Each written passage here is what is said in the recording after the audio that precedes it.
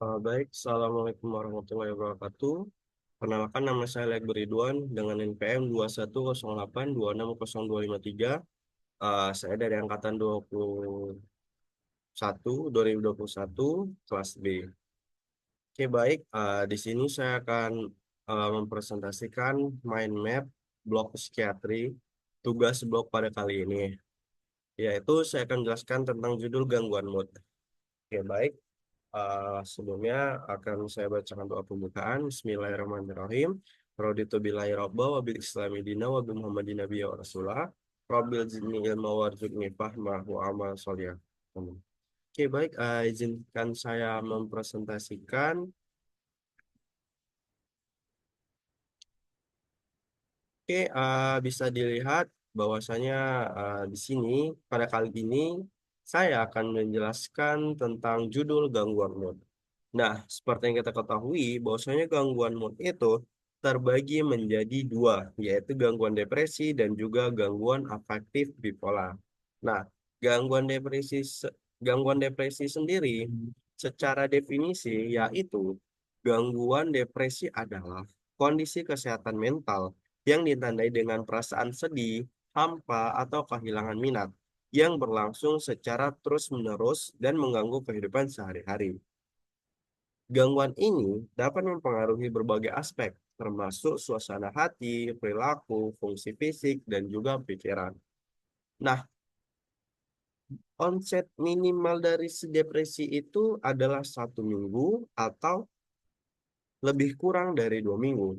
Nah, dan kita dapat mendiagnosa orang yang terkena depresi ini dengan cara Sigechards yang akan saya jelaskan di akhir nanti. Oke, baik. Etiologi dari depresi itu banyak. Yang pertama tuh faktor biologis, faktor psikologis, faktor genetik, faktor lingkungan, faktor kesehatan fisik, dan faktor budaya. Nah, faktor biologis sendiri adalah ketidakseimbangan neurotransmitter, yaitu perubahan dalam kadar neurotransmitter di otak, seperti serotonin, norepinefrin, dan dopamin, yang dapat berkontribusi pada gangguan mood. Perubahan hormonal sendiri yaitu fluktuasi hormon seperti yang terjadi selama menstruasi, kehamilan, atau menopause yang dapat mempengaruhi suasana hati. Nah, faktor psikologis yaitu stres dan juga trauma, yaitu pengalaman traumatis atau stres yang berkepanjangan seperti kehilangan orang terkasih, penceraian, atau masalah keuangan yang dapat memicu depresi. Kemudian adalah pola pikir negatif, yaitu seseorang yang memiliki kecenderungan untuk berpikir negatif atau memiliki pandangan pesimis terhadap hidup rentan terhadap depresi. Kemudian faktor genetik, yaitu keluarga yang memiliki riwayat gangguan depresi menunjukkan risiko yang lebih tinggi untuk mengembangkan kondisi yang sama. Meskipun tidak ada gen tunggal yang bertanggung jawab, interaksi antara banyaknya gen dapat meningkatkan kerentanan seseorang terhadap depresi. Kemudian faktor lingkungan, yaitu kondisi sosial dan ekonomi, seperti kemiskinan, kurangnya dukungan sosial, atau hubungan interpersonal yang buruk, dapat meningkatkan resiko depresi. Nah, kemudian lingkungan yang tidak mendukung. Lingkungan yang tidak mendukung ini seperti lingkungan keluarga yang penuh dengan konflik, pertengkaran, kemudian penyalahgunaan atau pengabaian yang dapat menjadi pemicu. Kemudian faktor kesehatan fisik, yaitu beberapa kondisi medis seperti penyakit kronis, misalnya diabetes dan kanker, yaitu gangguan tiroid atau masalah jantung, juga dapat meningkatkan risiko depresi. Pengobatannya untuk kondisi ini juga dapat memiliki efek samping yang berkontribusi pada timbulnya depresi. Kemudian adanya faktor budaya.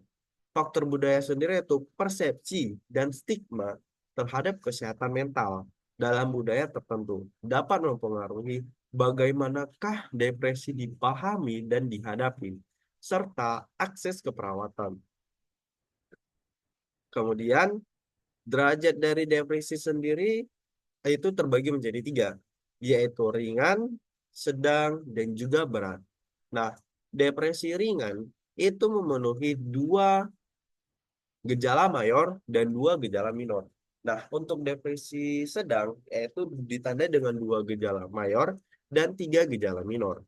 Kemudian untuk depresi berat yaitu ditandai dengan tiga gejala mayor dan empat gejala minor. Nah, saya sudah menjelaskan beberapa klasifikasi dari depresi. Nah, kemudian saya akan menjelaskan apa sih gejala-gejala yang masuk terhadap gejala mayor dan juga gejala minor. Nah, gejala mayor sendiri yaitu yang pertama hilang minat, kemudian yang kedua lemas, dan yang ketiga mood depresif. Nah, dari gejala minor sendiri adalah yang pertama merasa bersalah, tidak percaya diri, pesimis, konsentrasi yang menurun, tidur keganggu, nafsu makan menurun, dan adanya ide untuk bunuh diri. Kemudian faktor risiko. Nah, faktor risiko dari si depresi ini juga banyak. Nah, yang pertama adalah faktor genetik dan keluarga. Riwayat keluarga, seseorang dengan anggota keluarga yang dekat yang mengalami depresi seperti orang tua atau saudara kandung yang memiliki risiko lebih tinggi untuk mengalami kondisi ini. Nah, kerentanannya juga itu kerentanan genetik. Meskipun belum ada gen tunggal yang menyebabkan depresi, kombinasi gen tertentu dapat meningkatkan kerentanan seseorang. Kemudian yang kedua adalah faktor biologis, yaitu ketidakseimbangan kimia otak, yaitu ketidakseimbangan neurotransmitter seperti serotonin, dopamin, dan norepinefrin di otak dapat berkontribusi pada timbulnya depresi. Kemudian adanya perubahan hormon, yaitu fluktuasi hormon selama kehamilan, setelah melahirkan atau selama menopause dapat meningkatkan risiko depresi pada wanita. Terus adanya penyakit fisik, yaitu penyakit kronis seperti penyakit jantung, diabetes, kanker, atau gangguan tiroid yang dapat menjadi pemicu dari si depresi tersebut. Kemudian adanya faktor psikologis, yaitu riwayat trauma atau penyalahgunaan. Orang yang pernah mengalami trauma emosional, fisik, atau seksual di masa kecil atau dewasa lebih rentan terhadap depresi.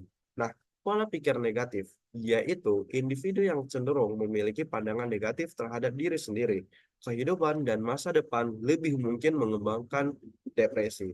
Kemudian adanya faktor lingkungan dan sosial, yaitu stres kronis. Stres berkepanjangan seperti masalah keuangan, pekerjaan yang menekan, atau konflik interpersonal dapat meningkatkan resiko depresi. Kehilangan orang tercinta juga menjadi faktor resiko dari depresi, dikarenakan berduka karena kehilangan orang terkasih seperti akibat kematian, penceraian, atau suatu kecelakaan yang dapat memicu depresi, terutama jika proses berkabung berlangsung cukup lama. Kurangnya dukungan sosial, yaitu orang yang tidak memiliki jaringan sosial yang kuat, seperti teman, keluarga yang mendukung, lebih rentan terhadap depresi. Nah, penyalahgunaan nafza, yaitu narkotika, alkohol, dan zat adiktif lainnya, sering berhubungan dengan depresi, baik sebagai penyebab maupun akibat. Kemudian peristiwa kehidupan yang menekan, kehilangan pekerjaan atau masalah keuangan, kesulitan ekonomi, dan kehilangan sumber pendapatan juga dapat menjadi faktor risiko yang sangat signifikan. Nah, konflik interpersonal, yaitu masalah dalam hubungan, baik itu dengan pasangan, keluarga, teman, sahabat, juga dapat memicu perasaan depresi. Perubahan hidup yang signifikan, yaitu seperti pindah rumah, pensiun, atau perubahan besar lainnya dalam hidup, yang juga dapat menyebabkan stres yang cukup untuk memicu depresi. Nah, jenis kelamin, wanita lebih sering didiagnosa dengan depresi dibandingkan dengan pria. Faktor hormonal, sosial, dan budaya seringkali memainkan peran penting dalam perbedaan ini. Nah, depresi postpartum atau setelah melahirkan adalah contoh umum dari faktor risiko depresi. Faktor usia, remaja dan dewasa muda seringkali lebih rentan terhadap depresi karena tekanan sosial, akademik, atau hubungan cukup berpengaruh di faktor usia. Nah, lansia, depresi juga lebih umum terjadi pada usia lanjut, terutama jika dikombinasikan dengan masalah kesehatan fisik, kehilangan orang terkasih, atau isolasi sosial. Nah, kemudian adanya faktor budaya dan lingkungan. Stigma terhadap kesehatan mental di beberapa budaya, Stigma terkait depresi atau gangguan kesehatan mental dapat menghambat orang untuk mencari bantuan, sehingga memperparah kondisi mereka. Pengaruh lingkungan seperti hidup di lingkungan yang penuh tekanan, seperti area miskin, penuh konflik, atau dengan tingkat kejahatan tinggi, dapat meningkatkan resiko depresi. Nah, di sini saya juga menjelaskan bagaimana sih cara mendiagnosa depresi. Nah, seperti yang kita ketahui, yang pertama adalah vital sign, yaitu kita harus menilai deskripsi umum. Nah, deskripsi umum dari si depresi ini yaitu hipoaktif, kemudian dia tidak ada kooperatif. Kemudian bicaranya itu dia kurang, kemudian mood dan afeknya tuh dia moodnya depresif, afeknya appropriate. Nah, pikiran umumnya itu dia umum, khusus, spesifik. Nah, isi pikirannya itu dia waham, kemudian ditandai dengan ciri psikotik. Perspektifnya tuh halusinasi, kemudian orientasinya terganggu, konsentrasinya terganggu. Nah, kemudian pengetahuan umumnya terganggu, pengetahuan abstraknya terganggu, kemudian pengendalian impulsnya itu dia gelisah. Nah, kemudian ada namanya depresi kriteria. Nah, seperti yang saya jelaskan tadi, bahwasanya depresi kriteria itu ada namanya Sigurd-Chaps. Nah, kemudian Sigurd-Chaps ini M-nya itu mood. Nah, moodnya tuh dia rentan menurun karena dia atau depresi. Kemudian tidurnya tuh dia kadang meningkat dan kadang juga menurun. Nah, kemudian interest, minatnya tuh dia menurun. Kemudian guilt, itu dia merasa bersalah. Energinya dia menurun, konsentrasinya menurun, appetite. Nah, appetite-nya tuh dia nafsu makannya meningkat dan juga menurun. Kemudian psikisnya itu dia kadang dia merasa senang dan kadang dia merasa stres atau retardasi. Kemudian suicidal ideation, yaitu dia ada ide untuk bunuh diri. Nah, tata laksananya sendiri tuh dia diberikan terapi sertralin 500 mg TAP Neuro 3 S1DD TAP 3. Nah, kemudian kalau dia dilengkapi dengan gejala psikotik, maka diberikan juga risperidon 2 mg TAP Neuro 3 S1DD TAP 1. Nah, edukasinya itu dia orang yang depresi ini kita akan melakukan kontrol rutin dan minum obat yang secara teratur. Kemudian manajemen stres dan kita akan rujuk ke spesialis kejiwaan SPKJ. Oke, baik. Telah selesai saya menjelaskan tentang gangguan depresi. Kemudian, saya akan menjelaskan tentang gangguan afektif bipolar. Nah, gangguan afektif bipolar ini juga banyak bagian-bagiannya. Saya akan menjelaskan tentang definisinya terlebih dahulu. Gangguan bipolar adalah penyakit mental yang dapat bersifat kronis, yaitu persisten atau terus-menerus berulang, atau episodik, terjadi sesekali dan pada interval yang tidak teratur. Orang kadang-kadang merujuk pada gangguan bipolar dengan istilah yang lebih tua, gangguan manik depresi atau depresi manik. Nah, pada bipolar ini dia onsetnya minimal 1 minggu atau kurang lebih dari 2 minggu. Nah, dia ditandai dengan gejala dikfas. Nah, kalau si depresi tadi si Chaps, dan kalau bipolar dia dikfas. Nah, kemudian etiologinya itu terbagi menjadi faktor biologis, faktor psikososial, faktor genetik, dan juga faktor lingkungan. Nah, faktor biologi sendiri itu tidak keseimbangan neurotransmitter, seperti perubahan pada kadar neurotransmitter di otak seperti serotonin, dopamin, dan juga norepinefrin. Dianggap berperan penting dalam gangguan bipolar. Nah, struktur dan fungsi otak. Beberapa penelitian menunjukkan bahwa ada perbedaan dalam struktur dan fungsi otak pada orang dengan gangguan bipolar, terutama di area yang mengontrol emosi seperti amigdala, korteks prefrontal, dan juga hipokampus. Kemudian faktor psikososial, yaitu stres emosional. Ketidakmampuan untuk mengatasi stres emosional dengan cara yang sehat dapat memperburuk atau memicu perubahan suasana hati pada orang dengan gangguan bipolar. Hubungan interpersonal yang bermasalah, contohnya adalah konflik keluarga atau hubungan yang penuh tekanan, dapat memicu atau memperburuk gejala bipolar. Faktor kepribadian, yaitu beberapa sifat kepribadian seperti impulsivitas atau reaktivitas emosional dapat mempengaruhi bagaimana seseorang merespon perubahan suasana hati atau stres. Nah, kemudian ada namanya faktor genetik. Riwayat keluarga, gangguan bipolar memiliki komponen genetik yang kuat.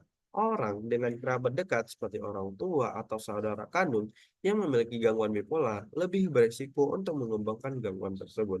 Nah, variasi genetik. Beberapa studi genetik telah mengidentifikasi variasi gen yang mungkin mempengaruhi kerentanan terhadap gangguan bipolar. Meskipun tidak ada satu gen pun yang secara spesifik bertanggung jawab, kemungkinan besar beberapa gen yang mempengaruhi regulasi suasana hati dan respon terhadap stres juga terlihat. Nah, kemudian faktor lingkungan, stresor kehidupan, yaitu peristiwa hidup yang penuh tekanan atau traumatis, seperti kehilangan orang yang dicintai, perceraian, pelecehan, atau masalah keuangan, dapat memicu atau memperburuk episode bipolar, terutama pada orang yang memiliki kerentanan genetik. Nah, kemudian penyalahgunaan zat, yaitu penyalahgunaan alkohol, obat-obatan, terlarang dapat memperburuk gejala gangguan bipolar atau bahkan memicu episode pertama pada individu yang rentan. Nah, kurang tidur juga gangguan yang pada pola tidur seperti kurang tidur atau tidur yang tidak teratur seringkali menjadi pemicu episode mani atau hipomani. Nah, klasifikasi dari bipolar ini dia terbagi menjadi 4, bipolar tingkat pertama, bipolar tingkat kedua, gangguan siklotimik, dan juga bipolar campuran. Nah, kalau gangguan bipolar pertama didefinisikan oleh episode manik yang berlangsung setidaknya 7 hari sampai sepanjang hari atau ketika gejala manik sangat parah sehingga perawatan rumah sakit diperlukan. Biasanya episode depresi terpisah juga terjadi. Biasanya berlangsung setidaknya 2 minggu. Nah, episode bipolar kedua ditentukan oleh pola episode depresi hipomanik. Tetapi episodenya kurang parah dibandingkan episode manik pada gangguan bipolar 1. Nah, gangguan siklotimik yang juga disebut dengan siklotimia didefinisikan oleh gejala hipomanik dan depresi berulang yang tidak cukup intens atau tidak berlangsung cukup lama untuk memenuhi syarat sebagai episode hipomani atau depresi. Nah, bipolar campuran, pengidapnya mungkin merasa sedih atau putus asa, tetapi pada saat yang sama juga merasa bersemangat. Nah, tanda gejalanya itu seperti saya bilang ada di fase yaitu distractibility, insomnia, grandiose, flight of idea, activity, speech, dan talklessness. Nah, itu episode manik. Kalau episode depresi itu dia pertama merasa bersalah, tidak percaya diri, pesimis, konsentrasi yang menurun, tidak eh nafsu makan yang menurun, kemudian ya adanya ide untuk bunuh diri. Nah, faktor risikonya itu separate childhood abuse, yaitu adanya tekanan pada saat kecil. Kemudian family history, yaitu adalah masalah keluarga. Kemudian adanya disruption in daily rhythms, yaitu adanya gangguan ritme pada kehidupannya sehari-hari. History of bullying, dia dulu pernah dibully. Achievement of significant life goals, bahwasanya pencapaian diri dalam hidup dia itu tidak pernah diapresiasi. Kemudian experience of Robert or Bulgari, adanya history yaitu pernah di penjara. Kemudian explore all to involvement in social accident, yaitu ada sanak atau saudara atau pasangannya yang pernah mengalami kecelakaan. Kemudian experience of befriend, adanya keluarga atau saudara yang telah meninggal. Nah, kemudian ada faktor risikonya seperti lihat bahwasanya gangguan efektif bipolar episode kini hipomanik, kemudian gangguan efektif bipolar episode kini manik tanpa gejala, gangguan efektif bipolar episode kini manik dengan gejala psikotik, gangguan efektif bipolar episode kini depresi ringan sedang, gangguan efektif bipolar episode kini depresi berat tanpa gejala psikotik, gangguan efektif bipolar episode kini depresi berat dengan gejala psikotik, kemudian gangguan efektif bipolar episode kini campuran, dan gangguan efektif bipolar episode kini dalam remisi. Nah, seperti pada yang saya jelaskan pada saat berikut. Kemudian cara mendiagnosanya. Cara mendiagnosanya itu yang pertama vital sign, kemudian deskripsi umumnya itu tidak rapi, kooperatif, kemudian dia tidak kooperatif atau apatis, bicaranya kurang, moodnya itu depresif atau manik, afeknya itu inappropriate. Nah, pikirannya itu dia wahamnya terdapat waham positif, kemudian terdapat halusinasi, orientasi terganggu, konsentrasi terganggu, pengetahuannya terganggu, pengetahuan abstraknya terganggu, pengendalian impulsnya itu dia gelisah, insight-nya itu derajat 1 atau menyangkal, bahwasanya dia tidak yakin bahwasanya dia itu sakit. Nah, kemudian tipenya itu terbagi menjadi tipe. Nah, kalau gangguan bipolar tipe 1 dia sampai manik dan pernah sampai depresi. Kalau tipe 2 itu dia tidak pernah sampai manik hanya sampai hipomani dan pernah sampai depresi. Kalau siklotimik, dia pada slide berikut, dia siklotimik berada di tengah, bahwasanya dia eurotmia. Kemudian dia menjadi depresi dan menjadi hipomani. Nah, tata laksana. Nah, pada kali ini tata laksana terbagi menjadi dua. Dia pada episode mani atau episode depresi. Kalau episode mani kita kasih litium karbonat 200 mg. Nah, kalau pada episode depresi kita berikan sertalin. Kemudian ditambahkan dengan risperidon 2 mg. Nah, edukasinya sendiri itu si pasien mengalami gangguan kejiwaan akibat stres. Nah, oleh karena itu kita akan kontrol rutin dan minum obat secara teratur. Kemudian kita akan manajemen stresnya, kemudian kita rujuk ke spesialis kejiwaan. Oke, berikut saja yang dapat saya sampaikan mengenai presentasi pada blog psikiatri kali ini, yaitu menjelaskan atau mempresentasikan tentang mind map. Wabillahi taufiq wal hidayah. Assalamualaikum warahmatullahi wabarakatuh. Terima kasih, dokter.